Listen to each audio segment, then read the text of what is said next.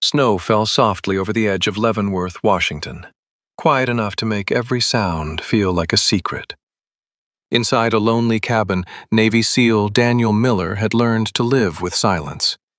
Then came 3 knocks at his door. On the porch stood an elderly woman, trembling beneath a worn coat. Beside her waited a mother German shepherd, guarding 2 tiny puppies against the cold. But it was the blue suitcase in the woman's hand that Daniel could not stop staring at. Why had she carried it through the snow? Why did the mother dog refuse to let anyone touch it? And what old promise was hidden inside? This is a fictional story created for storytelling purposes.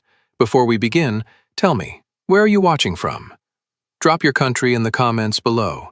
Late winter lay over Leavenworth, Washington, with the soft stubbornness of an old hymn that refused to end. Snow rested on the pine branches above Icicle Creek, gathered along the split-rail fences, and softened the road that climbs toward Daniel Miller's cabin at the edge of the woods. The town below still had its warm bakery windows, its carved wooden signs, its tourists taking pictures beneath Bavarian rooftops. But up here, the world narrowed to cedar smoke, white ground, and a silence so complete that a man could hear his own thoughts sharpening themselves. Daniel Miller had chosen that silence on purpose. At 40, he was still built like the Navy SEAL he had been for most of his adult life, tall, broad-shouldered, and spare in the waist, with dark brown hair cut close, a little silver beginning at the temples, and a neatly trimmed beard that did not quite soften the hard angles of his jaw. His gray eyes were the kind that noticed exits before curtains, tire tracks before scenery, and lies before they finished dressing themselves as politeness. People in town called him respectful. Some called him distant. The kinder ones said he was adjusting. Daniel did not correct them. A man could hide many things behind a quiet nod and a stack of firewood. The cabin had belonged to his grandmother, Evelyn Miller, a tall, gentle woman with white hair, blue church dresses, and hands that always smelled faintly of bread flour and pine soap.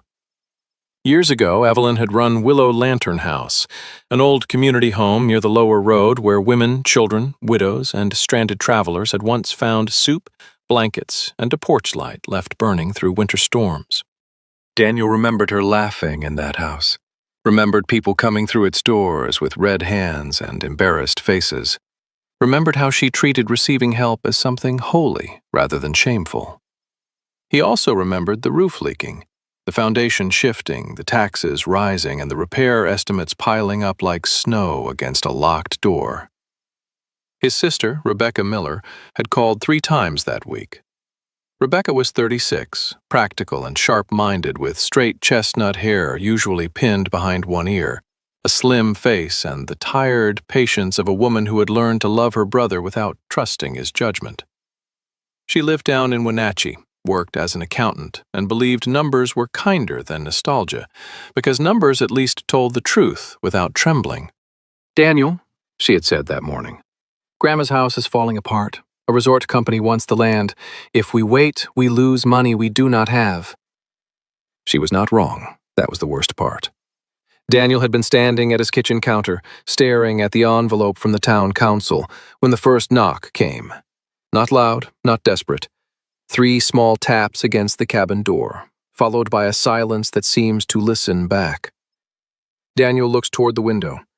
Snow moved beyond the glass in slow, pale sheets.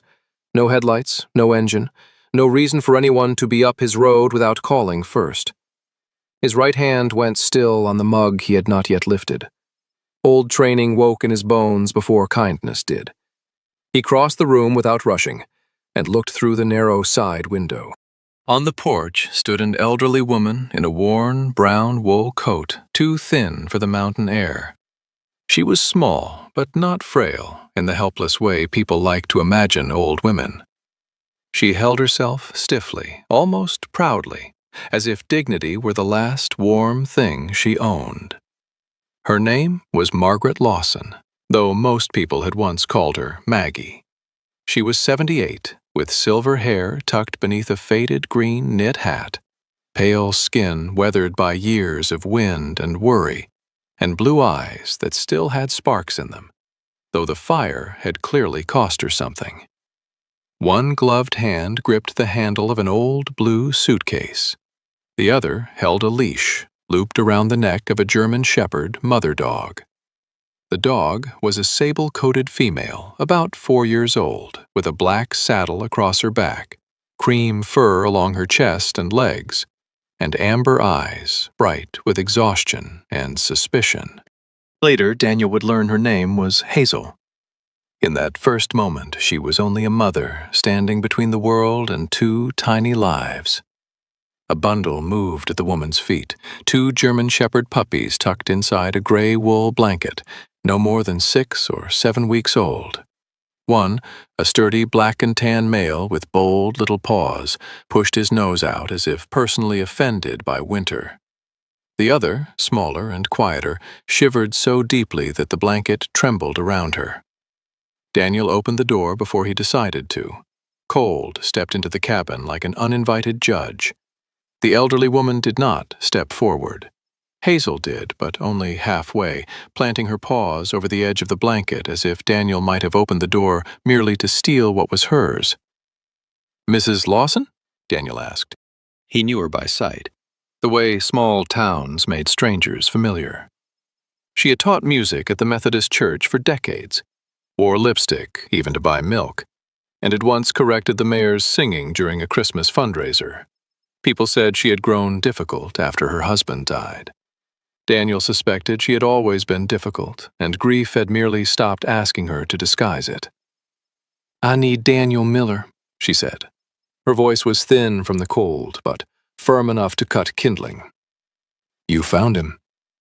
Her eyes moved over his face, measuring him with almost comic suspicion. "You are younger than I expected." "Sorry to disappoint you." "I did not say disappointed." The stronger puppy sneezed. The smaller one made a faint sound, not quite a cry, barely more than a question asked by something too cold to form words. Daniel's refusal, which had been gathering behind his teeth, broke apart. "Come inside." Maggie looked past him into the cabin toward the stove, the stacked wood, the clean but lonely table. For one strange second, Daniel had the feeling she was not deciding whether to trust him. She was deciding whether she could bear to be helped. "I am not lost," she said. "I did not say you were." "I know whose cabin this is. I know who your grandmother was. Evelyn Miller gave me shelter once, a long time ago, and I paid her back by vanishing like an ungrateful fool." Her mouth tightened. "Tomorrow morning the town will vote on selling Willow Lantern House." "They must not." Daniel felt the old house enter the room before the woman did. Willow Lantern House. The name carried dust, soup, hymnals, unpaid bills, and his grandmother's voice telling him to leave the porch light on because a person did not always know when someone else was walking through the worst night of their life. "I am aware of the meeting," he said carefully. "Then you are aware they will listen to you. The land is in your family's name. They will listen to repair costs, they will listen to taxes. They will listen to my sister, who is usually right." Maggie lifted the blue suitcase a few inches, then set it down with a tired thump. "Then perhaps they should also listen to the names of the people that house saved." Hazel swayed. Daniel saw it then. The dog was holding herself upright by will alone. Snow had frozen into the longer fur along her legs, and her ribs showed faintly beneath her damp coat. Still, when Daniel shifted his weight, Hazel lowered her head and gave one low, warning growl. Not vicious, not wild. Maternal. A queen with no kingdom left but 2 shivering heirs and a blue suitcase. Daniel stepped back, palms open. Easy. Maggie's face changed when she looked at the dog. The sharpness softened, but only for a heartbeat. "Hazel does not trust quickly." "Smart dog." "She has had reason." Daniel did not ask. Not yet. Some stories came out only after warmth did its work. He brought towels from the laundry shelf, moving slowly, keeping his eyes away from the puppies when Hazel watched too closely. He set the towels near the stove, then backed off. Maggie guided Hazel inside with small murmurs. The mother dog circled once, collapsed near the heat, and immediately nosed the blanket until both puppies were against her belly. The bold one pawed clumsily at the air. The smaller one barely moved. "That little one," Daniel said. "Pearl," Maggie answered too quickly, as if the name itself were a shield. "The boy is Benny." Benny objected to the world with a squeak. Pearl only trembled.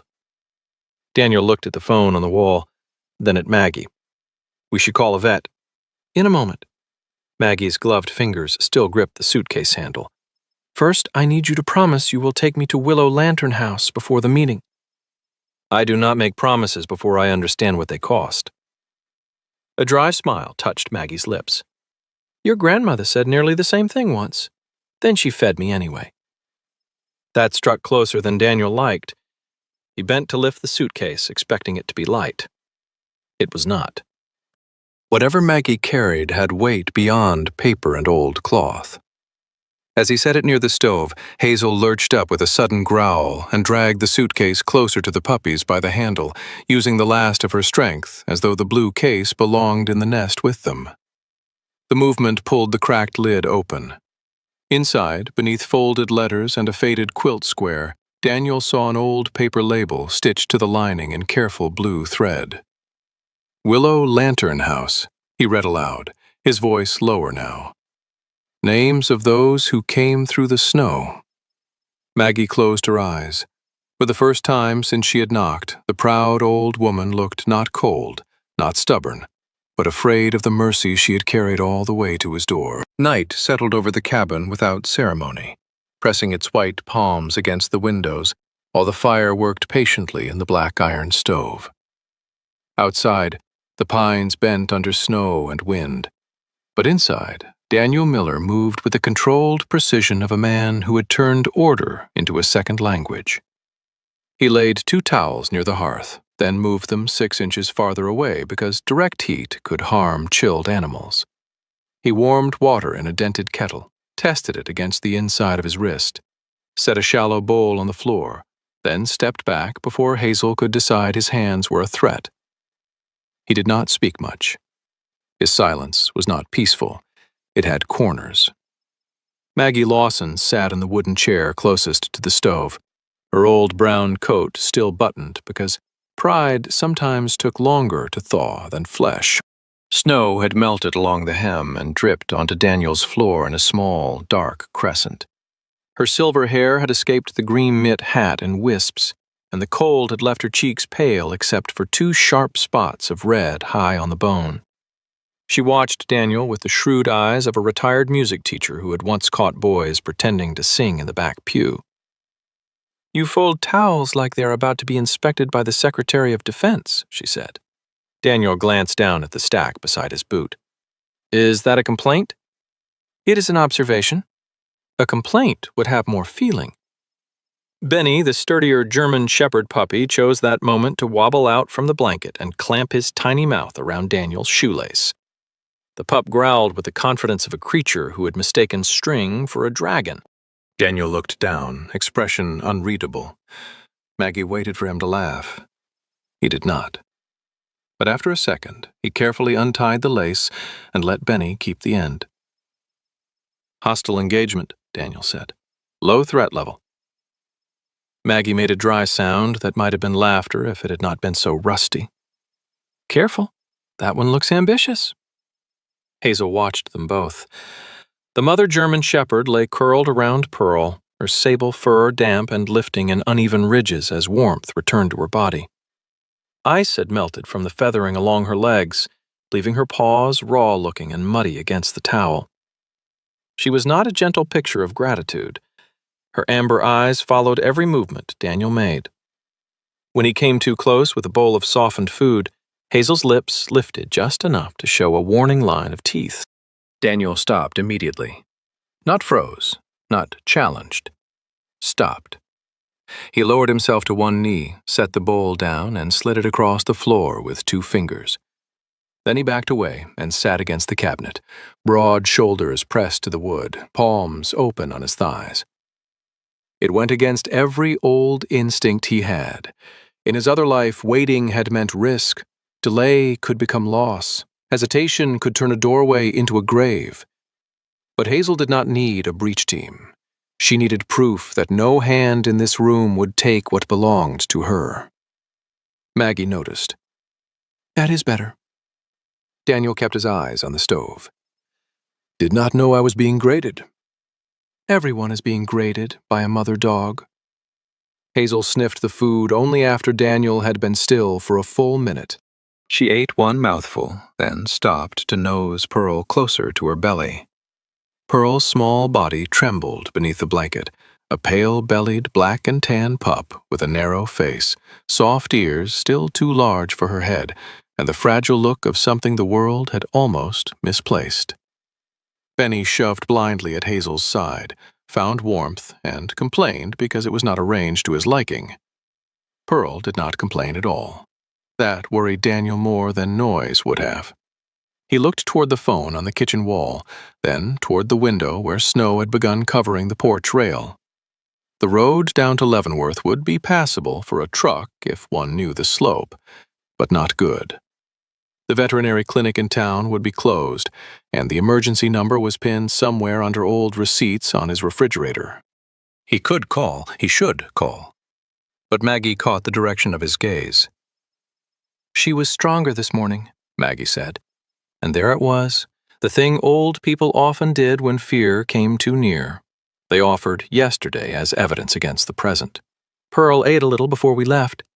"You walked them up here from town?" "From the lower road. A neighbor gave us a ride part way." "What neighbor?" Maggie looked away.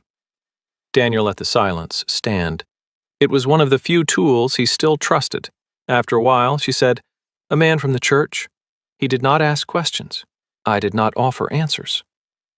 "That suitcase seems to have answers." Her fingers tightened around the arm of the chair.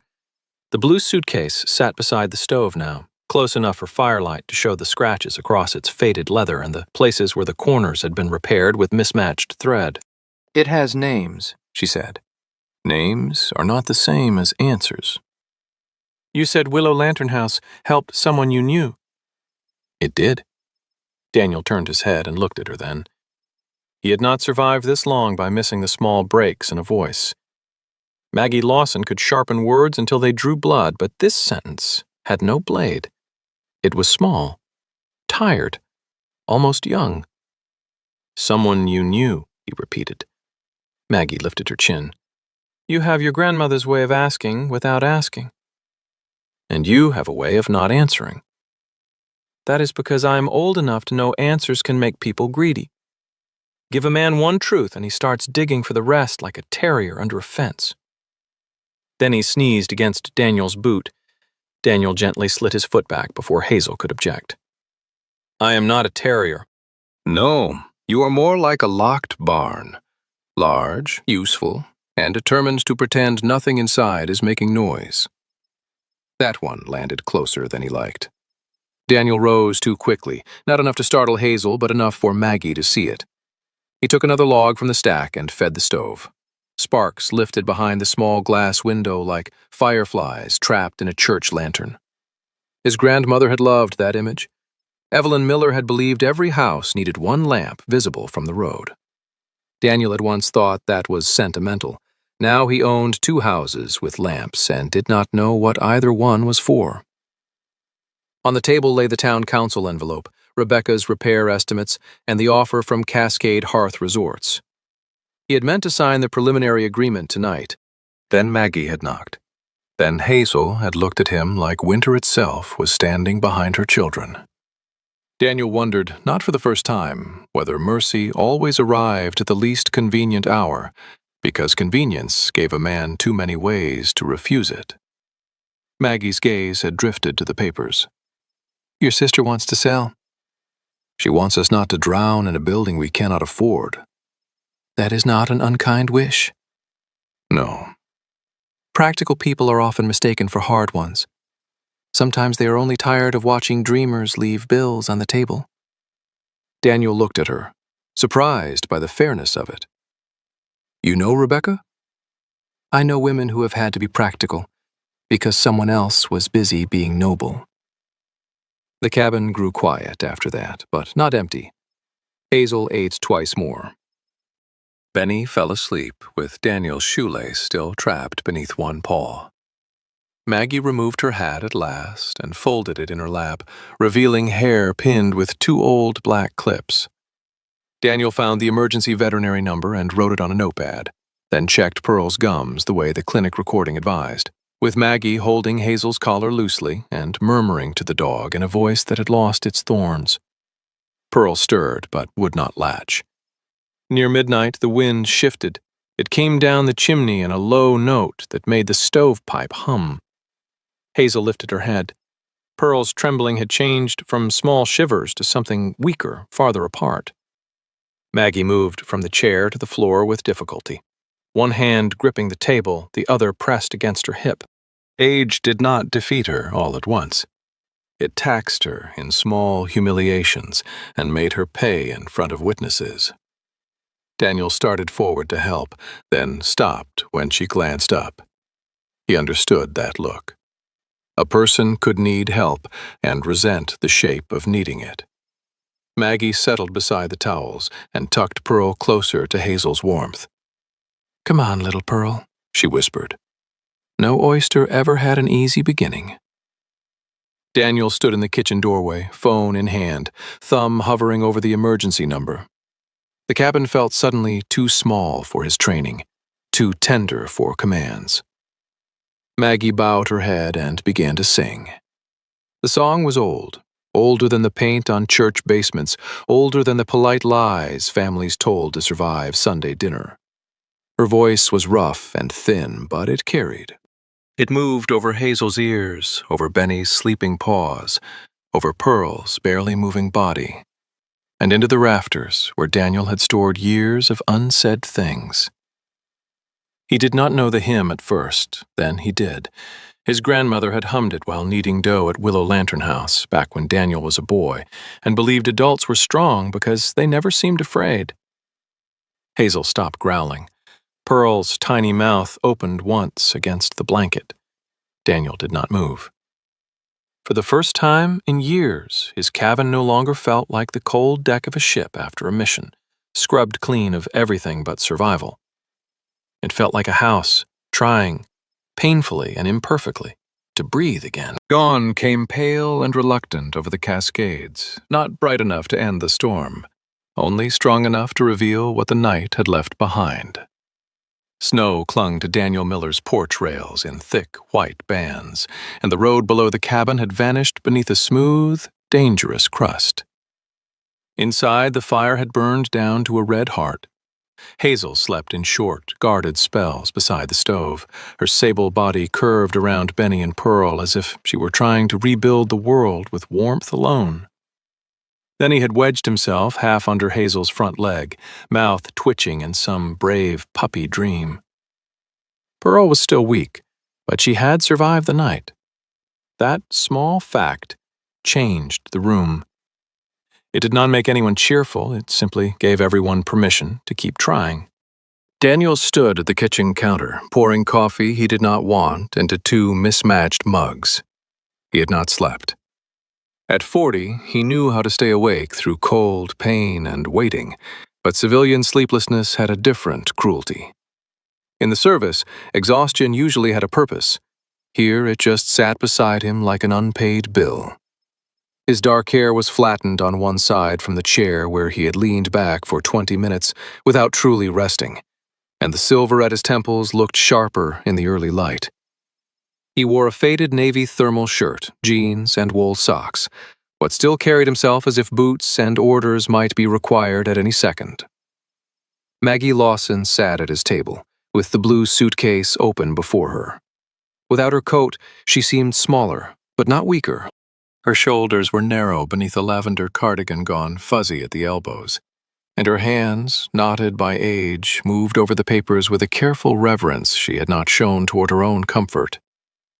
She had slept even less than Daniel. The old hymn still seems to live in her throat, roughening each breath. When Daniel placed coffee beside her, she nodded once, as if gratitude were a language she understood but spoke with an accent. He waited until she had taken one sip. "Your name is in that ledger." Maggie's hand stopped above the open suitcase. Daniel reached to the table and turned the old book gently so the page faced both of them. The handwriting was his grandmother's, neat and slanted, each name written as if the person mattered enough to be remembered properly. Near the middle of the page, beneath a date from more than 50 years earlier, Evelyn Miller had written, "Margaret Lawson, age 26, infant daughter Clara, winter shelter, medical assistance, follow-up needed." Maggie looked at the words for a long time. Hazel lifted her head, sensing a change no human had made aloud. "You said Willow Lantern House helped someone you knew," Daniel said. "It did." Maggie's mouth tightened. "I knew her better than anyone, and treated her worse than I would have treated a stranger." Daniel sat across from her. He did not press. He had learned the night before that Maggie's truth was like Hazel's trust. If approached too quickly, it bared teeth. Maggie looked toward the stove where Pearl shifted faintly against her mother. "I was 26 when I came through that door. Not old, not wise. Just proud enough to mistake fear for principle." She rubbed her thumb over the edge of the ledger. "My husband had left by then, Frank Lawson. Handsome man at first. Tall, black-haired, always clean-shaven, with a smile that made church ladies forgive him before he apologized. He could charm a room and empty a wallet in the same afternoon. When he was happy, the whole house had sunshine. When he was not, Clara and I learned to make ourselves small." Daniel's jaw tightened, but he said nothing. "He did not throw us into the snow like a villain in a cheap play," Maggie continued. "That would have been easier to hate. He simply spent the rent, disappeared for 3 days, came back smelling of whiskey and promises, then left again. One morning, the landlord told me kindness had limits. So I wrapped Clara in a quilt, put 2 dresses in a paper sack, and walked until my shoes bled." She gave a small, bitter smile. "There, does that satisfy the ledger?" "No," Daniel said, "but it honors it." The answer seems to unsettle her. She looks down. "Evelyn found me behind the church kitchen," Maggie said. "Your grandmother was tall, even then. White blonde hair pinned up like a crown she had forgotten she was wearing. She had large hands, warm hands, the kind that made a crying baby quiet without showing off about it. She did not ask why I had no coat. She did not ask what I had done wrong. She said, 'There is soup at the house, and no one has to explain hunger before supper.'" Daniel saw his grandmother so clearly that the room blurred for a moment. Evelyn moving through Willow Lantern House with a dish towel over one shoulder, making people feel less ashamed by refusing to treat shame as useful.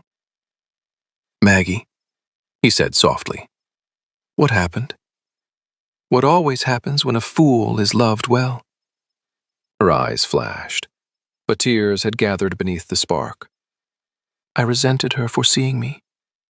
She told me not to go back to Frank. She said Clara deserved a house where footsteps did not make her flinch. I heard judgment where there was mercy. I heard pity where there was warning.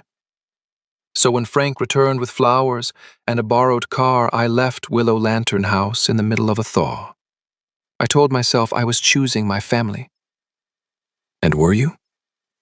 "No. I was choosing the version of myself that did not need saving." Her voice thinned. "It took me years to admit there is no such woman." A gust of wind pushed snow against the window. Benny woke, sneezed, and attempted to crawl over Hazel's shoulder. Hazel pinned him gently with her chin. The absurd dignity of it made Daniel almost smile. Maggie noticed and let out a breath that might have been a laugh, or grief passing through a narrow door. "Clara remembers none of it," Maggie said. "She was barely walking. She is 52 now. Clara Lawson, my daughter, is tall like her father but built stronger with sandy blonde hair she cuts at her jaw because she says long hair gets in the way at the clinic. Her eyes are gray-green, always tired lately, and she has the calm hands of a nurse who can clean a wound while telling someone not to be foolish. Patients in town adore her. With me, she is polite in the way a locked gate is polite. She does not hate me. Hatred would require more energy than I have left her. Daniel absorbed that quietly. You live in the same town. 14 minutes apart. We have perfected distance. Why? Maggie looked at the ledger again. Because I raised her to be strong the wrong way. I punished softness because I was ashamed of my own. When she cried, I corrected her posture. When she needed comfort, I gave advice. When she made mistakes, I heard Frank's promises and Evelyn's warning, and my own foolishness all tangled together, and I came down on her like winter off a roof. Daniel thought of Rebecca, of her careful voice on the phone, of how many times he had treated concern like interference. Family, he was beginning to understand, was often a house full of locked rooms where everyone blamed the doors. Maggie reached into the suitcase and removed a cream-colored envelope tied with blue thread. Her fingers trembled now, and this time she did not hide it. I found this last month in a box from the church attic. Evelyn wrote it, but never mailed it. Or perhaps she meant to give it to me when I came back. She swallowed. I did not come back. Daniel watched her unfold the paper. The room seems to lean closer. Maggie read in a low voice, rough but steady. Maggie, one day when you no longer need to prove you are strong, come back. The porch light will still be on. Nothing in the cabin moved for several seconds except the fire. Maggie pressed the letter flat with both hands as if it might fly away, though it had waited half a century to be read aloud. Daniel looked from the letter to the ledger, from the ledger to Hazel and her sleeping pups, and then toward the window where the road to town lay buried under snow. Until that morning, Willow Lantern House had been a problem of beams, taxes, and signatures. Now it had a woman's name in it, a baby's name, his grandmother's hand. A porch light that had been left burning in ink long after the woman who lit it was gone. Selling Willow Lantern House, Daniel realized, would not be selling a building. It would be closing a door someone had spent a lifetime trying to return to. Morning had not truly arrived in Leavenworth. It had only thinned the dark enough for the mountains to appear as pale shoulders behind the falling snow. Daniel Miller cleared the windshield of his old black pickup with a gloved hand, while Maggie Lawson stood on the porch holding the blue suitcase against her side, as if someone might still try to take it from her. Hazel refused the truck at first. The 4-year-old German shepherd mother planted her raw paws in the snow and lowered her sable head, amber eyes fixed on Daniel with weary accusation. She had survived one night under his roof, but survival was not the same as trust. Daniel understood that better than he wanted to. He opened the rear door, laid a blanket across the seat, placed Benny on it first, and then waited. Benny, bold as a tiny general with milk on his whiskers, immediately attempted to conquer the seatbelt. Pearl, smaller and quieter, lay wrapped in a towel against Daniel's chest, her little black and tan body too light beneath the fabric. Only when Hazel saw Pearl safely in Daniel's arms did the mother dog climb into the truck, stiff-legged and suspicious, positioning herself so her body touched both puppies, and her gaze could still reach Daniel in the mirror. She looks at you like she is reviewing your moral character, Maggie said as Daniel helped her into the passenger seat. Most mothers do, Daniel answered. Maggie gave him a sideways look, almost approving, then turned toward the road without smiling. The drive down from the cabin was slow. Snow softened the ditches and hid the edges of the road, and Daniel guided the truck with the quiet attention of a man who had once trusted maps less than tire marks, and weather more than promises. Maggie sat rigid beside him, the blue suitcase at her feet. She had slept little, spoken less, and now that they were driving toward Clara Lawson, all the sharpness in her seemed to have turned inward. Daniel could feel it in the truck cab. the way a room feels different when someone is trying not to cry. "You do not have to come inside," Maggie said after several minutes. "No," Daniel said. "I do." "Because of the meeting?" "Because Pearl is weak." Maggie looked at the towel bundle in his arm. Pearl's nose twitched once, a tiny movement that seemed to demand a witness. "Clara works at the Cascade Family Clinic," Maggie said. "She is not a veterinarian." "You said she volunteers with a shelter." "On Thursdays, and whenever someone leaves kittens in a cardboard box behind the laundromat, which is apparently a local hobby for cowards." That should have sounded bitter. Instead, it sounded like a mother trying to explain her daughter without praising her too openly. The clinic sat near the lower end of town, a modest white building with blue trim, a shoveled ramp, and a row of muddy cars beneath a sign that read Cascade Family Clinic. Inside, the waiting room smelled of disinfectant, wet wool, and coffee left too long on a warmer. A wooden rack held pamphlets about blood pressure, flu shots, grief groups, and winter falls. Clara Lawson stood behind the front desk, speaking to an elderly man with a cane. She was 52, tall and straight-backed, with sandy blonde hair cut at her jaw, gray-green eyes, and a face that had learned calm the way nurses often did. Not because the world was gentle, but because panic needed at least one adult in the room. She wore navy scrubs under a cream cardigan, and her hands were broad, capable, and gentle with the man's insurance card. When she looked up and saw Maggie, that calm did not break. It closed. "Mom?" Clara said. Not cold enough to be cruel, not warm enough to be safe. Maggie's fingers tightened on the suitcase handle. "Clara!" Daniel stepped forward with Pearl and the towel. "Ma'am, the puppy had a rough night. She is breathing, but she is weak." Clara's eyes moved to him, then to Pearl, then to Hazel, standing in the doorway with Benny pressed beneath her chest. Concern crossed Clara's face before she could defend against it. "Bring her over here." She came around the desk quickly, her movements efficient but not harsh. Hazel growled. Clara stopped at once, lowered her body slightly, and turned one shoulder away from the dog rather than facing her head-on. "Easy, Mama," Clara said softly. "No one is taking your baby." Daniel noticed that voice. It was not the voice Clara had used for Maggie. It was warmer, unguarded, worn smooth by use. Hazel did not relax, but she stopped growling. Clara examined Pearl without taking her fully from the towel, checking the pup's gums, warmth, and tiny paws with careful fingers.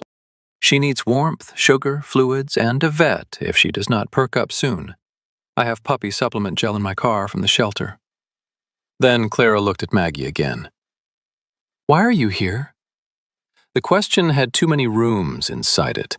Maggie lifted the suitcase slightly. "I need you to come to the town meeting. Willow Lantern House." Clara's expression changed from guarded to tired. "No." Maggie blinked. "You have not heard what I need to say. I have heard versions of what you need to say my entire life." Clara steps back, folding her arms over her cardigan. "Half stories, late stories, stories where the hard part is always just outside the frame." Maggie's chin rose by habit. Daniel saw the old weapon forming in her mouth, some clean, cutting sentence about respect or duty or how children nowadays believed pain was a profession. Maggie inhaled. Hazel shifted. Pearl made a faint, dry sound in Daniel's arms. It was barely a whimper, but it passed through the room like a small bell. Maggie looked down at the puppy, and something in her face loosened painfully, as if pride were a bandage being pulled from old skin. She closed her mouth. When she spoke again, her voice was lower. "I turned survival into an excuse not to apologize to you." Clara went very still. The old man with a cane stopped pretending not to listen. Daniel looked away, giving them what little privacy a clinic waiting room could provide. Maggie swallowed. "I thought if I made you strong enough, nothing could hurt you the way I had been hurt. But I did not make you strong, Clara. I made you lonely beside me." Clara's eyes shone, but her face did not soften. Not yet. You do not get to fix that with one sentence. No. Do you? The question was not cruel, it was exhausted. Before Maggie could answer, the clinic door opened behind them, and Rebecca Miller stepped in with snow on the shoulders of her charcoal coat. Rebecca was 36, slim and neat, with chestnut hair pulled into a low knot, clear brown eyes behind square glasses, and a leather folder tucked under one arm. She had the composed expression of someone who had balanced too many checkbooks for people who preferred miracles to math. Her gaze went from Daniel to Maggie, then to the dogs. "Daniel," she said, "please tell me this is not your new plan for handling the property issue?" "It is not a plan." "That has never stopped you before." Her voice was dry, but worry sat beneath it. Daniel stepped aside so she could see Pearl. Rebecca's face softened despite herself. "Oh." Clara returned from the back office with a small tube of supplement gel and a clean syringe without the needle. She handed them to Daniel, then demonstrated with her fingers how little to use. "Tiny amounts. Warm her first. Do not force too much." Daniel nodded. "Thank you." Clara looked at Maggie. "I am doing this for the puppy, not for my mother." Maggie flinched as though struck, but she did not defend herself. She only nodded once, accepting the wound because for once it belonged to the truth. Rebecca watched that exchange, her practical face troubled now, as if she had walked into a financial problem and found a family altar burning under the paperwork. Maggie turned toward the door, the blue suitcase hanging from her hand. She looked smaller leaving than she had entering, but not defeated. Daniel followed with Pearl, Hazel, and Benny. Behind them, Clara did not call Maggie back. She simply stood in the clinic doorway with snowlight on her face, holding herself together with both hands. It was not forgiveness. It was not even peace. But it was the first honest thing between mother and daughter in years. And sometimes, honesty entered a room like winter air, sharp, necessary, and impossible to ignore. Snow had softened by the time Daniel Miller turned the truck toward Willow Lantern House, falling no longer like warning, but like memory, slow and quiet over the narrow road that wound below the pines. Clara Lawson sat in the back seat beside Hazel, one hand resting near Pearl's towel without touching the puppy unless the mother dog allowed it. Clara had come reluctantly, and she had said so twice. The first time was to Daniel in the clinic parking lot. The second was to Maggie, who had not answered.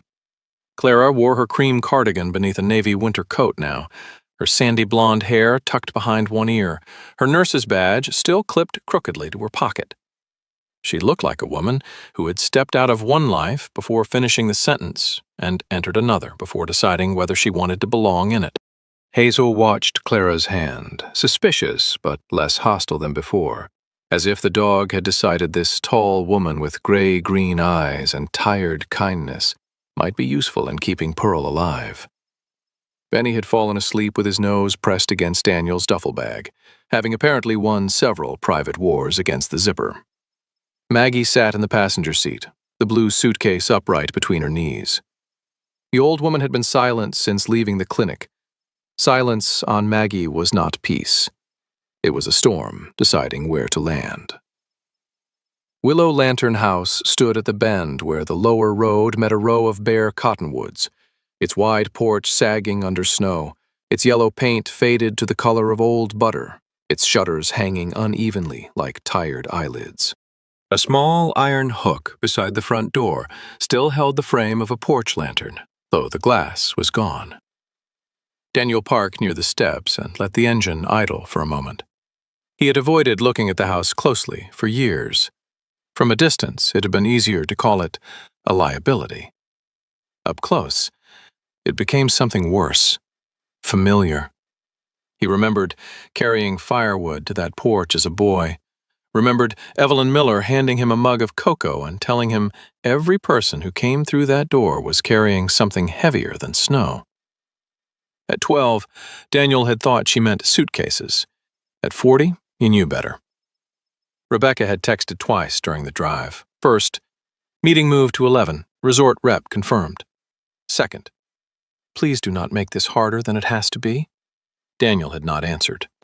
He placed the phone face down in the cup holder, because some truths needed more than a text message, and some decisions could not be made while looking at a glowing rectangle. Clara opened the rear door slowly. Hazel growled once, low and uncertain. Clara stopped, then spoke in that same calm, clinic voice. "I know, Mama. New place, bad day. Everybody is rude, especially humans." Benny woke and sneezed as if in agreement. Maggie gave the faintest snort. It was not forgiveness, it was not even warmth, but it was the first sound between mother and daughter that did not cut. Inside, Willow Lantern House smelled of dust, old pine, cold ashes, and the faint sourness of a building that had spent too long waiting to be useful. Daniel found the breaker box, but only half the lights worked. A weak bulb in the hallway flickered awake, showing hooks mounted low along one wall, child height, with little brass numbers beneath them. Clara stopped there. Her gloved fingers hovered near one of the hooks. "Were these for children?" "For coats," Maggie said. "Small coats. Wet mittens. Paper bags with everything someone owned." Her voice was steady, but Daniel saw her throat move. "Your blue hat hung there." Clara looked at her sharply. "I had a blue hat? With a white pom-pom. You hated it. You kept pulling it off and throwing it at Mrs. Miller's cat." Daniel glanced up. "My grandmother had a cat?" "Enormous gray thing," Maggie said. "Mean as a church committee. Name was Bishop." Against all expectation, Clara smiled. It arrived quickly and left quickly, but it had been there. "I threw hats at a cat named Bishop." "You had strong opinions." "I wonder where I got that." Maggie deserved the jab, and for once she accepted it without lifting a shield. She walked ahead into the common room, one hand on the suitcase, the other brushing the backs of chairs draped in dust cloths. The room had a broad stone fireplace, a long table scarred by decades of plates and elbows, shelves stacked with chipped mugs, and a piano against the far wall. The piano was upright, dark walnut, its top filmed with dust and its keys yellowed at the edges. Above it hung a framed sampler stitched in blue thread. "No one explains hunger before supper." Clara read the words. Her face changed, not dramatically, but carefully, as if some inner door had opened only a crack. That sounds like something she would say. "Evelyn?" Daniel asked. Maggie nodded. "She said it the night I arrived. I was so ashamed I could barely swallow. She put soup in front of me and turned away so I could eat without being watched." Maggie set the suitcase on the long table. "Mercy can be very polite when it wants to save a proud fool." Clara did not speak. She walked to a cupboard and opened it. Inside were folded quilts, faded but clean beneath dust, each made from mismatched cloth, flannel, gingham, old shirt cotton, a square with tiny ducks, another with red roses. Clara touched one and drew her hand back as if the fabric had spoken. "These were ordinary," she said. "Yes," Maggie answered. "That was the miracle." The simplicity of it struck Daniel harder than any hidden vault would have. There were no dramatic secrets on the walls. No grand treasure, just low hooks, patched quilts, a cold kitchen, a piano with tired strings, and the evidence of many small salvations performed without applause. A bowl washed, a child warmed, a woman allowed to sleep without explaining how she had failed. He looked around and felt ashamed of every time he had reduced this place to repair costs.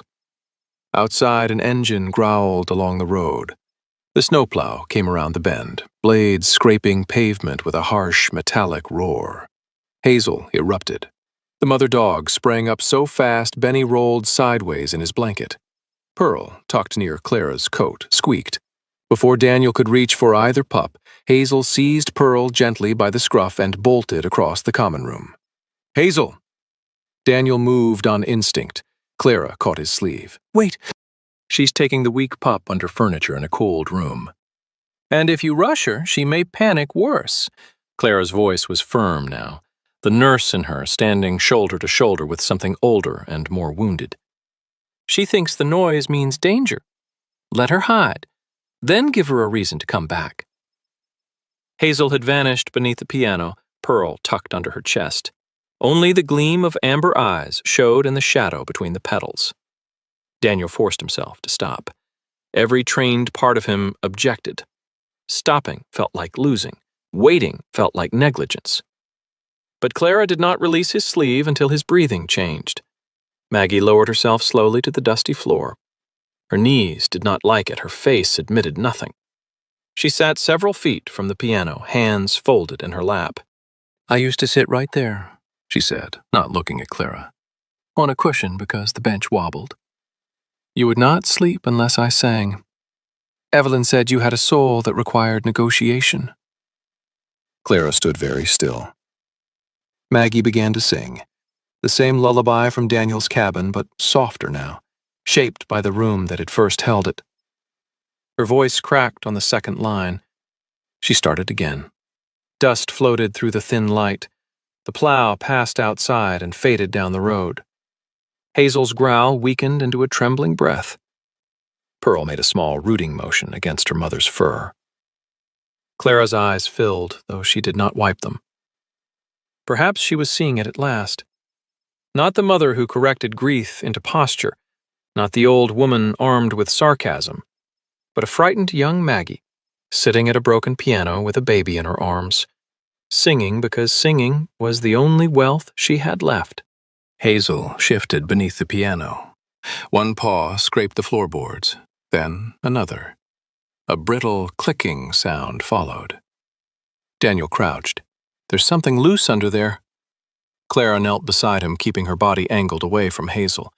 Maggie kept singing, barely above a whisper now.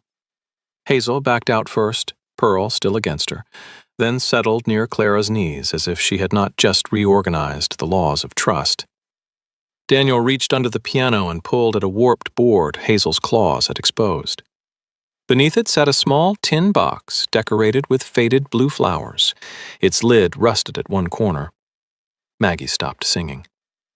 Daniel opened the box carefully.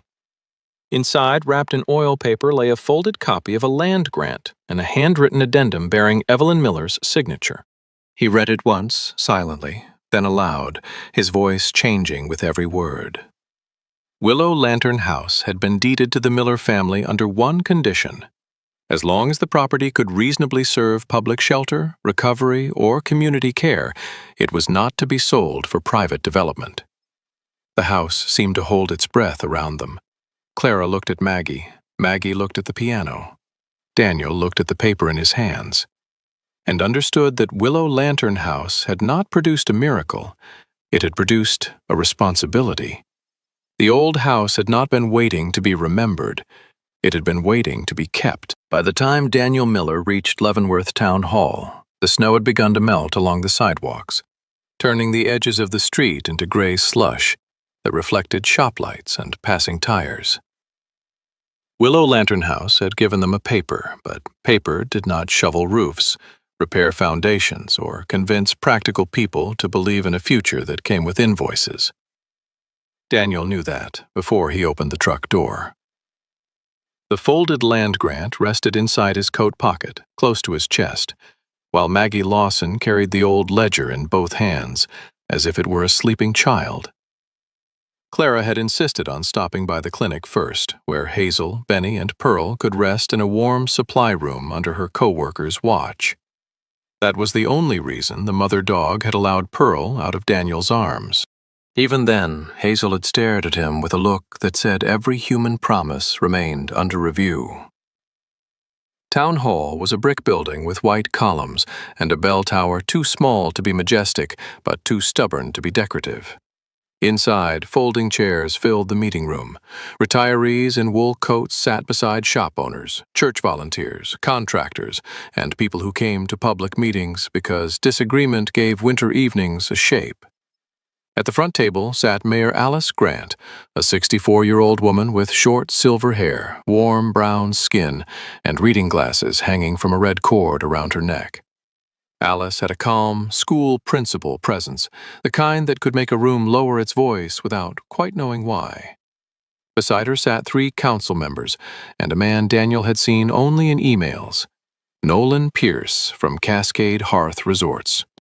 Nolan was in his late 40s, handsome in the polished way of hotel brochures, with sandy hair combed neatly back, a square jaw shaved smooth, and a navy overcoat that looked too expensive for a town that salted its own steps. His smile was courteous, but his eyes moved like a calculator. Rebecca Miller stood near the front row, a folder hugged to her chest. She wore the same charcoal coat from the clinic, her chestnut hair tidy despite the damp weather, her face composed in a way Daniel recognized from childhood. Rebecca looked most controlled when she was most afraid. When she saw Daniel, her eyes flicked to Maggie's ledger, then to the shape of the paper inside his coat pocket. "Please tell me you found something useful," she murmured. "We found something complicated. That is not a category lenders respect." Maggie heard her and surprised Daniel by answering gently, "No, dear, it is not." The meeting began with minutes, motions, and the dry language by which communities made painful choices sound organized. Mayor Grant summarized the issue. Willow Lantern House was deteriorating. The Miller family held title. Cascade Hearth Resorts had made a purchase offer, and the town had been asked to release its informal preservation interest so development could proceed. Nolan Pierce spoke next. He described jobs, tax revenue, winter tourism, tasteful architecture, and a small plaque honoring the history of the property. His voice was smooth enough that several people nodded before deciding whether they agreed. "We believe," Nolan said, palms open, "that honoring the past and investing in the future do not have to be enemies." It was a good sentence. Daniel disliked how good it was. Then came the objections Daniel had expected, and some he had not. A hardware store owner named Paul Mercer, a thick-necked man in his 50s with a gray mustache and cracked hands, said the town needed business, not another charity project that would ask for donations every December. A retired teacher with blue-white curls said children should know the house's history, but she doubted history would keep pipes from bursting. A younger mother in a parka stood up with a baby on her hip and said she loved the idea of a shelter, but she already drove 40 minutes for childcare and could not volunteer for one more beautiful cause. None of them sounded cruel. That made it harder. Daniel had fought obvious enemies before. Ordinary reasonableness was harder to meet with courage. Rebecca rose slowly when Mayor Grant called her name. Daniel's stomach tightened. His sister looked smaller at the microphone, but not weak. She opened her folder and laid out the numbers: roof damage, plumbing, heating system, insurance, code compliance, accessibility repairs, taxes, emergency reserves. She did not exaggerate. She did not sneer. She simply told the truth in figures. "My brother and I inherited Willow Lantern House," Rebecca said, voice steady. "We also inherited what it meant to our grandmother. I know that matters. But meaning does not pay contractors. If this town wants the house saved, then the town cannot let one family carry the cost because everyone enjoys the story." The room went quiet. Daniel looked at her, and shame moved through him with the old familiarity of cold water. Rebecca was right. He had been angry at her for speaking in numbers because numbers could not kneel beside a frightened puppy or read Evelyn's letter aloud. But numbers could reveal a different wound, the exhaustion of the person left holding the bill while everyone else admired the memory. Mayor Grant nodded. "Thank you, Rebecca." Daniel stood next, but when he reached for the paper in his coat, Maggie touched his sleeve. "Let me go first."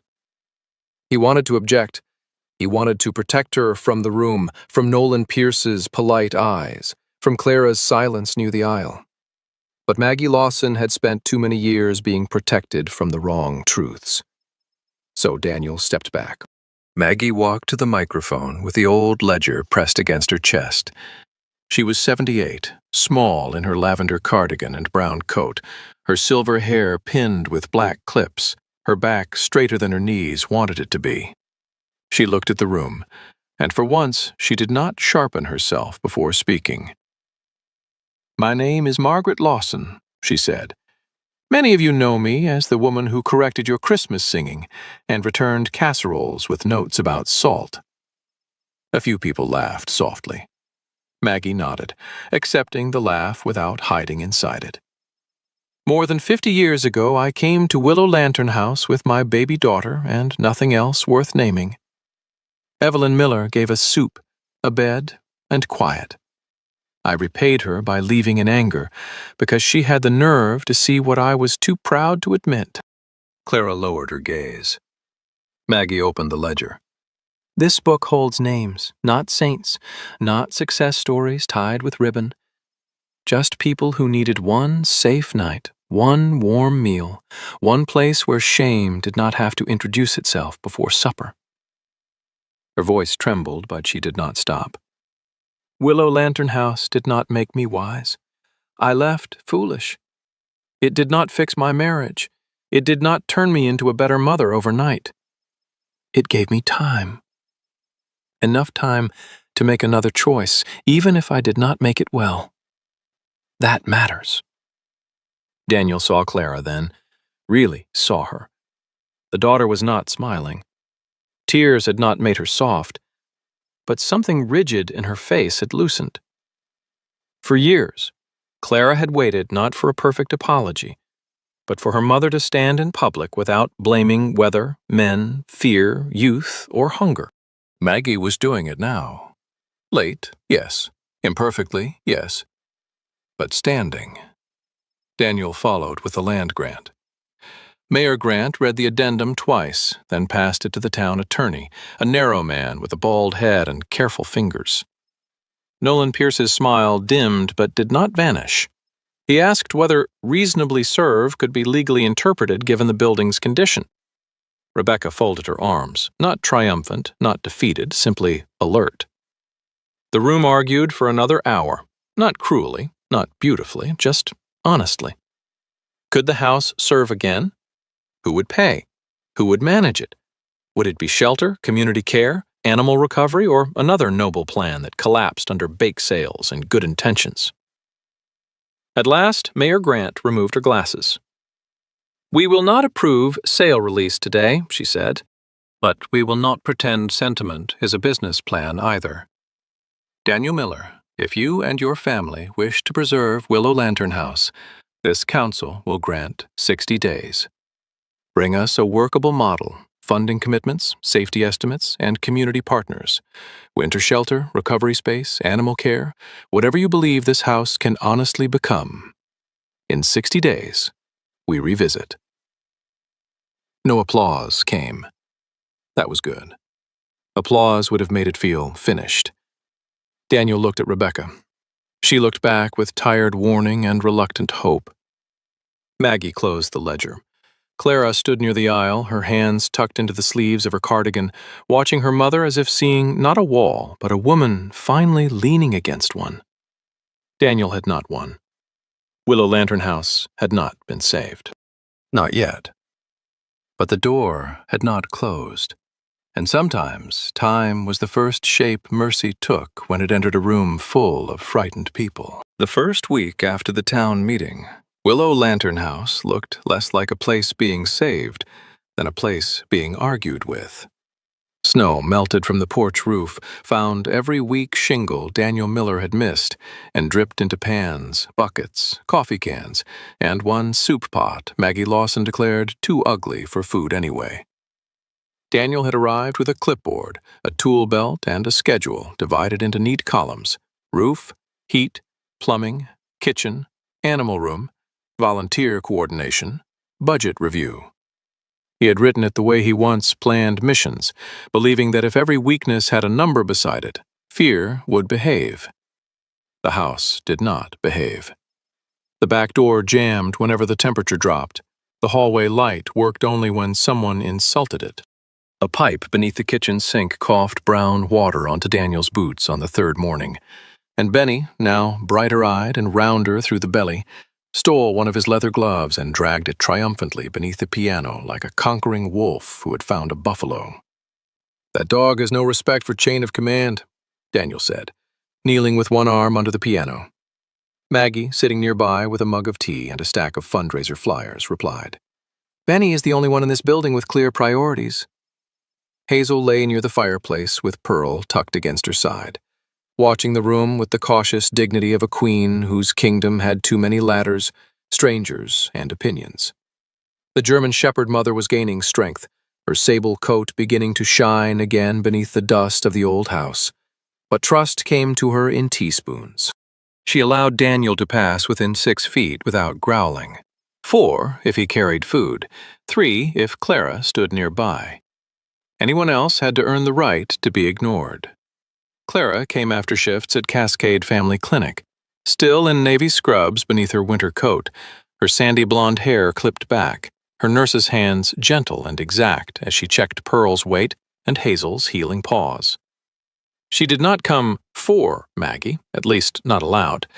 She came for Pearl's supplement schedule, for Benny's worming dose, for Hazel's coat, for the shelter paperwork Daniel did not understand. Yet somehow, she also began leaving soup in Maggie's reach, correcting the old woman's scarf before a draft found her neck, and staying 5 minutes longer than necessary each time. Maggie pretended not to notice. This fooled no one, least of all Hazel, who had become an expert in watching humans circle what they wanted without approaching it directly. Volunteers arrived in uneven waves. Some came out of guilt after Maggie's speech. Some came because Mayor Alice Grant had called them personally, in the sweet, terrifying tone that made refusal feel like failing a civics exam. Earl Whitaker, a retired plumber of 71, appeared with a red nose, a white beard, and suspenders stretched over a belly that had clearly enjoyed every pie ever offered to it. Earl had a booming laugh, a left knee replaced twice, and the habit of talking to pipes as if they were stubborn farm animals. "This one's sulking," he told Daniel from beneath the sink. "You cannot rush a sulking pipe." Linda Mae Carson came on Thursdays with 3 widows from the Methodist choir. Linda Mae was 68, tall and soft-shouldered, with dark skin, silver curls, and a voice rich enough to make even Scales sound forgiving. She had lost her husband to a heart attack 5 winters earlier and had survived by feeding everyone else before admitting she was hungry. Maggie began teaching them old hymns and simple folk songs for a fundraising supper. At first, her direction was ruthless. "Ethel, dear, that note did not die for your sin, so stop burying it."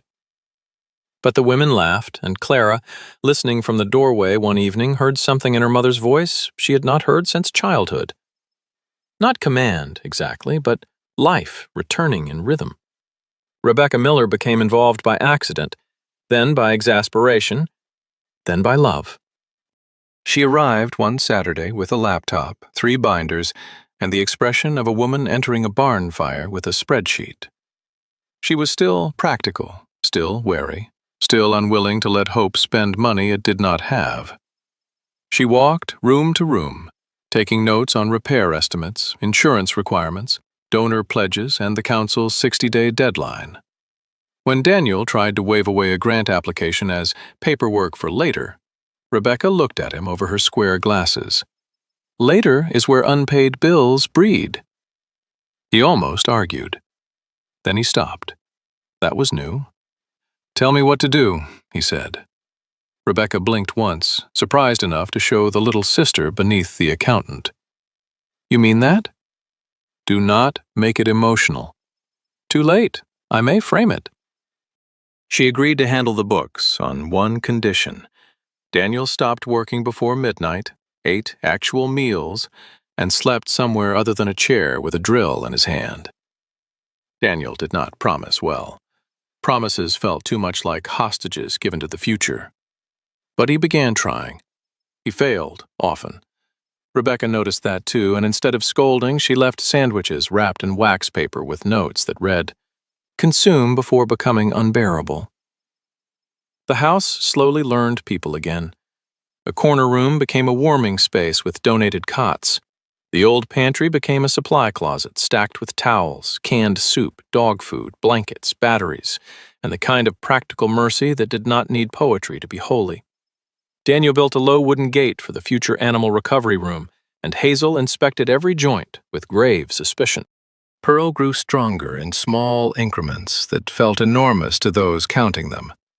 1 ounce gained, then 2, a steadier latch, a tiny bark that startled even herself. Maggie held the puppy afterward and whispered, "There now. Even the smallest bell gets to ring." Clara heard it and looked away, not because she was untouched, but because being touched by her mother still confused her. Some wounds did not close because someone found the right sentence. They closed like winter leaving a mountain, one thaw, one freeze, one clear drop at a time. Near the end of the 3rd week, Daniel woke in his cabin with his heart hammering and the dark crowded around him. The dream had already broken apart, leaving only fragments. Cold metal under his palms, water where there should have been floor, a voice he could not reach, a door that would not open fast enough. He sat on the edge of the bed, breathing through his teeth, ashamed of fear, though no one had asked him to be brave. For several minutes he stared at the black window. Then he pulled on boots and drove down to Willow Lantern House to check the furnace, because that sounded more respectable than admitting he did not want to be alone with the night. The house stood quiet under moonlit snow, porch lamp glowing weakly above the repaired steps. He unlocked the door and stepped inside, expecting darkness. Instead, he found Maggie at the long kitchen table, wrapped in a shawl, drinking tea from a chipped blue mug. Hazel lay at her feet, one amber eye opening as Daniel entered. Benny and Pearl slept in a basket near the stove, a tangle of paws and soft breathing. Maggie did not ask why he was there. She did not ask what he had dreamed. She only reached for the teapot and poured into a second mug. Daniel stood in the doorway, caught between leaving and belonging. "Sit down before you let all the heat out," Maggie said. So he sat. The silence between them did not rise like a wall this time. It waited like an empty chair pulled back from the table. And Daniel, for once, let himself take it. By the end of 60 days, spring had not arrived in Leavenworth so much as negotiated its way in. One thawed gutter and one stubborn patch of snow at a time. Willow Lantern House stood under a pale morning sky with fresh paint on the porch rail, a repaired roof that no longer surrendered to every cloud, and a new wooden sign hanging beside the front steps. Daniel Miller had carved the letters himself, slowly, with the concentration of a man learning that some work could not be forced by strength alone. Willow Lantern House. The porch light stays on. The words were uneven in 2 places. Rebecca noticed. She did not mention it. That was how Daniel knew she liked it. The opening was called a trial, because town councils loved cautious words. One year, Mayor Alice Grant had said, adjusting her red-corded glasses while signing the agreement. 1 year to prove the house could serve winter shelter, community care, and animal recovery without drowning the Miller family in debt or asking sentiment to do the work of a budget. Rebecca Miller stood beside Daniel during the signing, slim and composed in a navy blazer, chestnut hair tucked behind her ears, a binder full of donor pledges under one arm. She had become treasurer before anyone officially asked her, which everyone agreed was safest. "Hope is allowed," she told Daniel afterward, "but hope will submit receipts." There was no grand crowd on opening day. No band, no ribbon cutting, because Maggie Lawson said scissors near old people and nervous dogs were an invitation to comedy and lawsuits. Instead, there was a yellow porch light glowing even though the sun was up, 3 clean beds in the warming room, a small soup kitchen that smelled of chicken broth and thyme, and a converted back room with washable mats, donated crates, and a low gate Daniel had rebuilt twice after Hazel judged the first version inadequate. Hazel, the sable German shepherd mother, lay near that gate with her head resting on her paws, amber eyes following each stranger. She was healthier now, her black saddle glossy, cream chest clean, ribs no longer showing beneath her coat. But she still did not hand out trust like church flyers. If someone moved too fast, one ear tilted back, and the whole room remembered manners. Benny had no such caution. The sturdy German Shepherd puppy had grown into a cheerful menace with oversized paws, a thick black and tan coat, and the confidence of a mayor who had never lost an election. He attacked a donated sock near the hearth, shook it with unnecessary drama, and fell over backward in triumph. Pearl, still smaller, with her narrow face and soft, dark eyes, slept on the folded edge of a quilt near the open blue suitcase. Her coppery tan markings had deepened, and though she still tired faster than her brother, her little bark could now startle 3 adults and offend 1 soup pot. Daniel watched them from the porch doorway, one hand resting near the frame. He had become Hazel's temporary foster on paper, though the town had quietly decided the dogs had fostered him first. He still woke some nights before dawn, heart pounding, old memories arriving without knocking. He still measured rooms too quickly and trusted quiet too much. But now, when the dark pressed close, he had somewhere to go besides deeper into himself. He could check the stove at Willow Lantern House. He could tighten a loose hinge. He could stand on the porch until Hazel came to the door, looked at him with weary intelligence, and reminded him that being alive meant answering the morning, whether or not the night had been kind. The first guests came without ceremony. Ruth Bell arrived with a canvas bag, a swollen ankle, and a pride so delicate it had thorns. She was 74, widowed, small and round-shouldered, with white curls tucked under a purple hat and pale blue eyes that apologized before her mouth did. Her furnace had failed 2 nights earlier, but she had not wanted to be a bother, which Maggie declared one of the most dangerous phrases in the English language. Behind Ruth came Miriam Shaw, 69, a former school bus driver with deep brown skin, silver braids, and a laugh that filled the hall before her boots crossed the threshold. Miriam was not staying. She had brought a pot of beans, 3 blankets, and a warning that she would return if anyone tried to praise her too much. Maggie received them at the long table with a clipboard she did not need, and a cardigan buttoned wrong by 1 button. At 78, she still looked breakable, only to people who did not know porcelain could cut. Her silver hair was pinned more neatly than usual, though 1 curl had escaped near her cheek. She had softened in ways that did not make her gentle all at once. She still corrected Linda May's alto line during rehearsal. She still told Daniel his coffee tasted like a boot remembering rain. But she had stopped using sharpness as a locked door. Sometimes it was only a walking stick now, something to lean on while moving forward. Clara Lawson arrived late, as she often did after clinic shifts, carrying an apple pie covered in foil. She wore navy scrubs beneath a gray coat, her sandy blonde hair wind-tossed, her face tired in the honest way of someone who had cared for other people all day and still chosen to come. She did not rush to Maggie. She did not call her mom with sudden tenderness because life was not a choir number and wounds did not obey opening day schedules. Instead, she set the pie on the kitchen counter and joined Maggie beside the old piano, where 3 women from the winter shelter group waited with song sheets.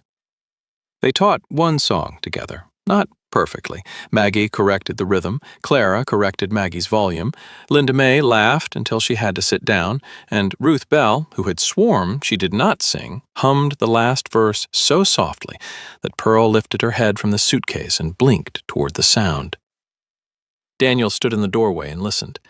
Rebecca sat at the table balancing the repair fund, pretending she was not listening.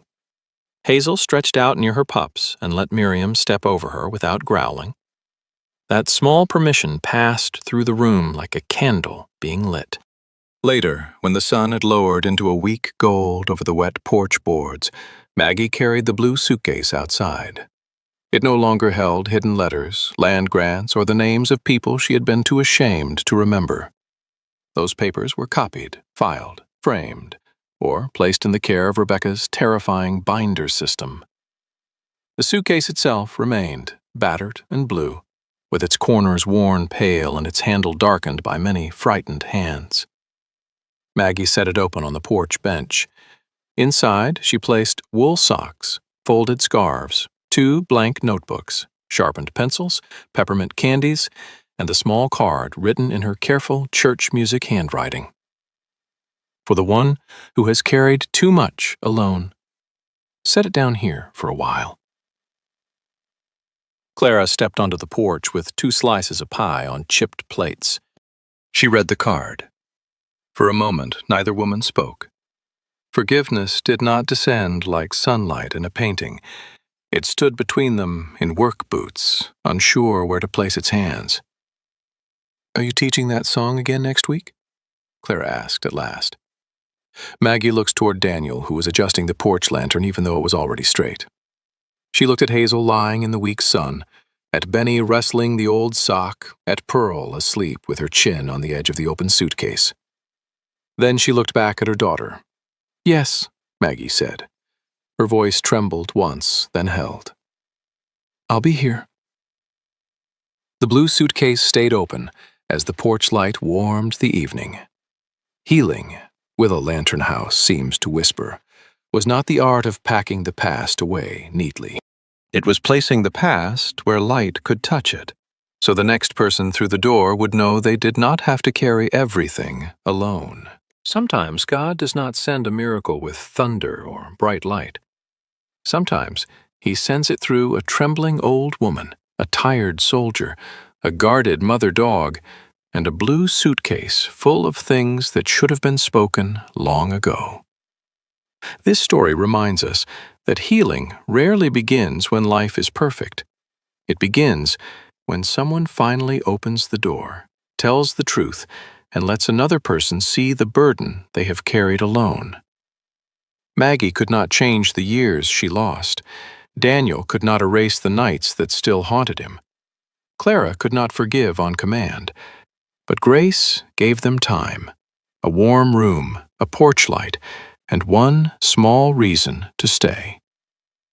In everyday life, we often judge broken people too quickly, forgetting that many are simply waiting for a safe place to set down their pain. If this story touched your heart, please share it with someone who needs hope today. Leave a comment telling us where you are watching from, and subscribe for more stories of faith, loyalty, and second chances. May God bless you, protect your family, comfort your old wounds, and help you recognize the quiet miracles He places at your door.